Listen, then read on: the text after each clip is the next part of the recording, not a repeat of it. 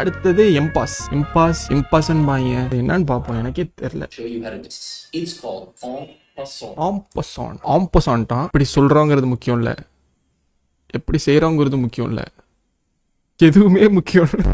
இதை நான் செப்பரேட்டா ஒரு வீடியோவா போடுறேன். இப்போதைக்கு நீங்க அப்படியே கட்டி விட்டுருங்க. இது அவ்வளவாலாம் கேம்ல நடக்காது. நெக்ஸ்ட் கேசல்னா என்ன? ஒரு கோட்டை. இங்க ஒரு இடத்துல சேஃபா இருக்கணும் அப்படிங்கிறதுக்காக இந்த கேசல் பண்றது. இந்த ரூக்க வச்சும் பண்ணிக்கலாம், இந்த ரூக்க வச்சும் பண்ணிக்கலாம். கேசல் பண்ணும் போது கிங் ஒரு ஸ்கொயர் மட்டும் ஜம்ப் ஆகி 2வது ஸ்கொயர் போகும். ரூக்கு கிங்குக்கு பக்கத்துல வந்துடும். செக் போடும் போது கேசல் பண்ணவே முடியாது. கிங் ஆல்ரெடி மூவ் பண்ணியிருந்தாலோ இல்ல ரூக்க மூவ் பண்ணியிருந்தாலோ கேசல் பண்ண முடியாது. ஸ்கொயரை தாண்டி போவீங்களா, தாண்டி போகும்போது அந்த ஸ்கொயர் ஆப்போனன்ட்டால கண்ட்ரோல் பண்ணியிருந்துச்சுன்னா அப்பயும் கேசல் பண்ண முடியாது.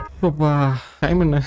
ஃபைனலா செக். என் ஃப்ரெண்டுலாம் செக் போட்டுட்டே இருப்பான். செக் போட்டுட்டு கவுண்ட் பண்ணிப்பாங்க. ஓகே நான் 10 செக் போட்டிருக்கேன், 15 செக் போட்டேன், நான் ஜெயிச்சிட்டேன் அப்படின்னு. அப்படிலாம் எதுவுமே கிடையாது. செக்னா என்ன? உங்க ஆப்போனன்ட் உங்க கிங் அட்டாக் பண்ணாங்கன்னா அதுக்கு பேர் தான் செக். செக் வச்சுட்டு செக் சொல்லணும் அப்படின்ட்டுலாம் அவசியமே கிடையாது. செக்மேட்னா என்ன? உங்க ஆப்போனன்ட் செக் வைக்கிறான், உங்க கிங் எங்கேயுமே நகர்த்த முடியல, காப்பாற்றவே முடியல அப்படின்னா அது செக்மேட். கேம் முடிஞ்சு வீட்டுக்கு கிளம்ப வேண்டியதான். சூப்பர், சபாஷ்.